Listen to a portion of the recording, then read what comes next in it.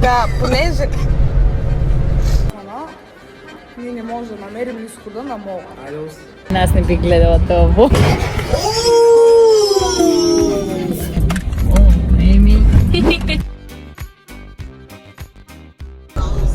Guten Morgen.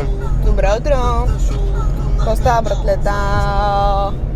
Те плановете за днеска са: отиваме в София, даваме интервю, влежаме в София, понеже ние сме селяни и се прибираме. Не сме от провинцията и отиваме в София да видим хубавото. Да видим един малко свят. Какво интервю ще даваш? От БНТ, така. БНТ. Се свързаха с мене и ще давам интервю, понеже наскоро бях на състезание, станах вице-световен, да се каже. И така. Добре, айде сега, понеже аз искам да изпреваря БНТ и да ти взема интервю първа. Той кара без фарове. Кой? То зад нас. Да е жив и здрав. Добре, да, понеже... Кокаша бе, бацил. Болен съм, какво да направя? Така, хайде, репетираме за интервюто. Готов ли си? Не. Какво е да имаш най-готината сестра на света? Абсолютно не бях подготвен за този въпрос. Но не знам, още не знам. В смисъл не знаеш? Не знам. Как така не знаеш? Не знам, не съм го преживял още. Не мога да кажа. Питайте някой друг. Искаш да те спре сега да бягаш до София? Когато Максим беше на 3 годинки, аз съм била на 7. С нашите сме пътували към морето и с Максим сме седели отзад на задната седалка. И то се е драчил с мене. Баща ни му е казал първи път, преди да се закачаш. Ама няма, тото инатесто, много инатесто. Той е най-инатестият човек, когото познавам. Продължава. Направи да кажа, че съм инат. Bombastic side-eye. Първи път, втори път, трети път и баща ни накрая му казва: ако не престанеш, ще те смъкна и ще ходиш пеша до морето. И тото и продължава, бе, защото е инатесто. И на баща ми му кипна, само наби спирачки, остави го и така лекичко тръгва. Той на 3 годинки, ама шокиран, не знае какво да каже вече, не знае какво да направи. Той дори не се разрева. Спря колата бащата и му вика: още ще се драчиш ли?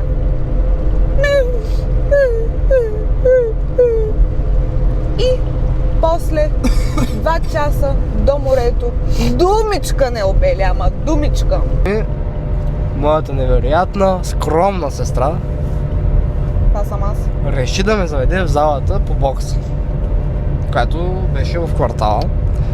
И отивам аз, виждам Здравко Попов. Да, Здравко Попов. Крава!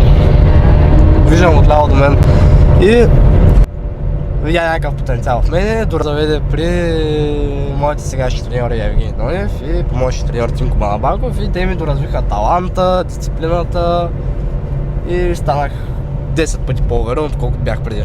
Ама се лашка. Ама не може да го такова надолу. А защо се занимаваш толкова усилено с бокс? Ами, може би защото и аз виждам някакъв потенциал в себе си, който искам и аз допълнително да си го развия. И мечтата ми да стана световен шампион по бокс, не само в аматьорския бокс, но и в професионалния бокс. Допълнително и да се пазя от ето тук. Тос е тъс.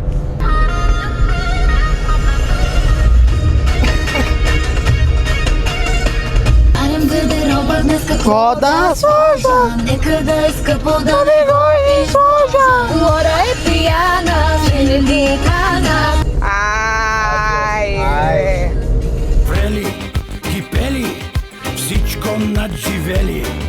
Блок висок, чак почти до рок. Сери папини ракия, с твоя най-добър комшия. Всеки ден си в асансьора, с тези превъзходни хора. Тука карам. Добро утро. Добро утро. Добър ден. Икона, спали са? Да, ти. Не, аз карах. Тъпо. Кога вземеш книжка, най-накрая ти да караш. Аз нямам търпение след това интервю да отидем до Зара. Аз имам търпение след това интервю да го да ям. Сме потешно, Малдиви, Дубай, там където няма грешки. Свалям гардероба днес какво. Има ли болни? Има Не, ти не си, аз да. си психично болен, бе. И ето тук на Максим му взимаха интервю от БНТ. Повече бягане и с треньора ще измислим нещо, физическа подготовка и така. Искам просто да отбележа колко много мразя да карам в София. Мразя, стресирана съм, ужасно е. Освен, че не можахме да намерим паркинга в Парадайс. И сме загубили в паркинг. Да, Парадайс. Да, си загубили. Там има такова. Защо трябва да е толкова голям този паркинг? Ние в провинцията нямаме такова. Но да, всичко е точно. Май ще се оправим. Нали? Там виждам някаква работа, ама... Максим до сега си духа носа в колата. Ево хода, намерихме го. Само трябва да запомним, че сме на минус 2, 5D. Записам го, защото ще го забравя. И като цяло накрая абсолютно нищо не си купих. Значи това всеки един човек. И цялата мара в тази страна, ние не можем да намерим изхода на мола. Айде, Максим тук... Аре, човек, не си мъж. Какво? Изход търся. Дай нагоре. Какво ще правим? Режисирате ли ги преди това? Акто. С хубаво го служи. С хубаво го сложих, да. Нали? Май не сте много добри в своеща. Учим се. Здравей, Ивана. Здравей, Танче. Това е Ивана. Това е пухен микрофон. Аз си го избрах. Ивана, къде сме? Хепи сме, защото са много гладни моите приятели. И що сме хепи, нали? Аз бях на маникюр, слагам камъчета за първи път. Я да видя. Ето ви. Много са шкарите. Все пак съм от Дряново. Дряново, града на мечтите. И нещо на Какво ще това. хапваш? Ще ям пиле Каролина. Така се казва пилето. Вероятно. Трябва ли да го доближавам, като го говоря? Или не? Ами доближи го, защото духа вятър. Да. Ето ще му правя завет. А какво Макс ти не се ли снима в тия влогове? Снима се, нали? В момента съм камерамен. Да. Камерамен. Добре. И кога вече си Софиянка? Не, още не мога да се нарека така. Не. Още си с драновска кръв. Да, и с търновска регистрация. Когато тръгне да ни вика селени, тогава е от София. Точно така. Да не викат целени тогава от То на вас и в Търново ви вика така, що сте от Чолаковци. Дами и господа, сега ще ви обясня за Чолаковци. Намира се ето тук, а ето там отгоре е града. Затова всички се базикат, че не сме от града, а от махалата. Не дай да казва сега откъде сме. Това е фирмена Трябва да тайна. знаят всичко за вас. Добре, какво мислиш за Чолаковци във Велико Търново? За Чолаковци? Да. Не мисля за там, по принцип. А като си мислиш, какво мислиш? Че не искам да мисля за там. Ама ходила ли си в този прекрасен квартал? Налагало ми се. Но все още не съм изкарвала там една нощ.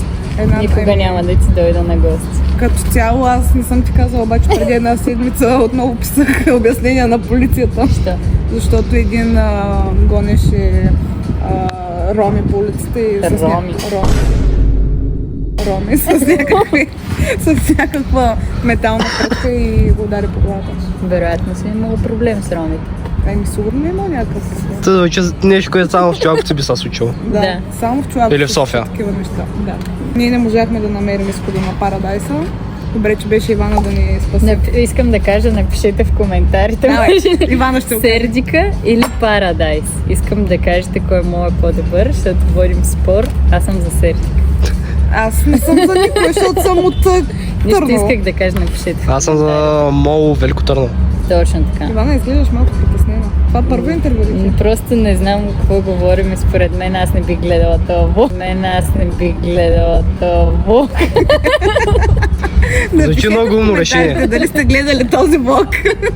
Ако сте го гледали, напишете. Ако не Може сте би пак, като хапнем ще се раздвижи разговор. ще го отпуснеш. Да. Ивана се наяде, Да. Ще изглежда така камера. защото това е за влогове. Да. Бацил. Спиш, пак аз ще карам.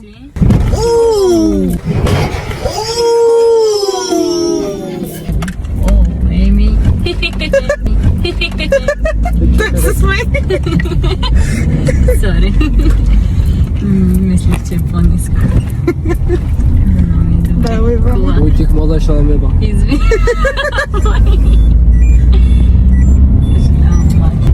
Ами може да е спокойно. Супер, само това остана. Много се наядах. Вкусно беше. Е вкусно. Хепи е вкусно. Аз да се притеснявам за гумата си. Малко.